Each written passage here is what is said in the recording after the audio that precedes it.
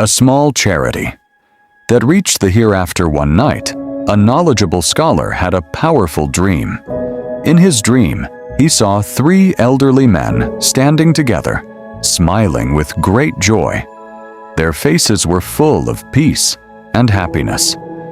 But behind them stood another old man, looking extremely sad and sorrowful. Curious, the scholar asked the 3 happy men, "Why are you so happy?"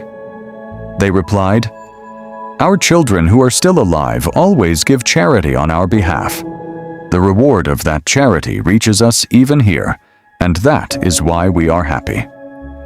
The scholar then turned to the sad old man and asked, "What happened to you? Why are you so sad?" The old man replied sadly, "No one gives charity for me." The scholar asked him, "Did you not leave any children behind?" The old man said, "I left one son, but he does not give charity for me. Perhaps he is struggling with difficulties." The scholar asked again, "Where does your son work?" The old man replied, "The last time I knew, my son worked near the river. He used to wash people's clothes there like a laundry worker." Suddenly, the scholar woke up. It was dawn. He immediately went out searching for the young man he saw in the dream. After some time, he finally found him and asked, "How is your situation in life?" The young man replied honestly, "My life is very difficult. I'm struggling just to provide milk for my children." The scholar then asked him gently, "Is it possible for you to give even a small charity from what you earn?" The young man shook his head and said, "It's not possible right now. Things are very hard for me, and I don't have any money."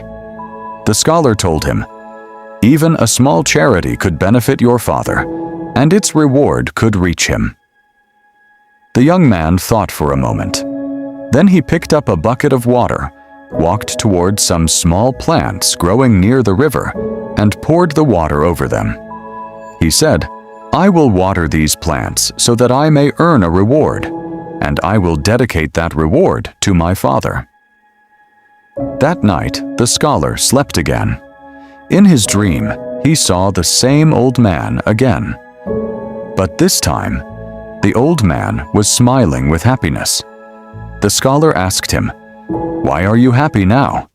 The old man replied joyfully, "My son has given charity on my behalf, and the reward of that charity has reached me." The next morning, the scholar returned to the young man and asked him, "What charity did you give for your father?"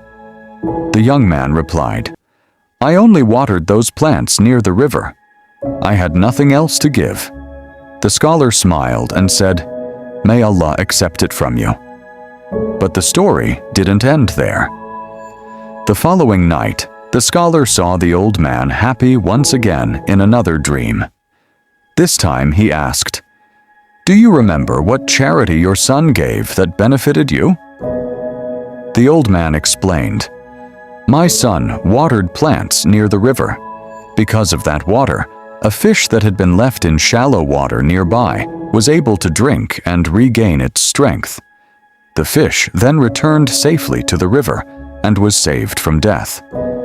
He then said, "Because of the good deed my son did, its reward also reached me." And this is the lesson of the story. Never think a small act of kindness is worthless.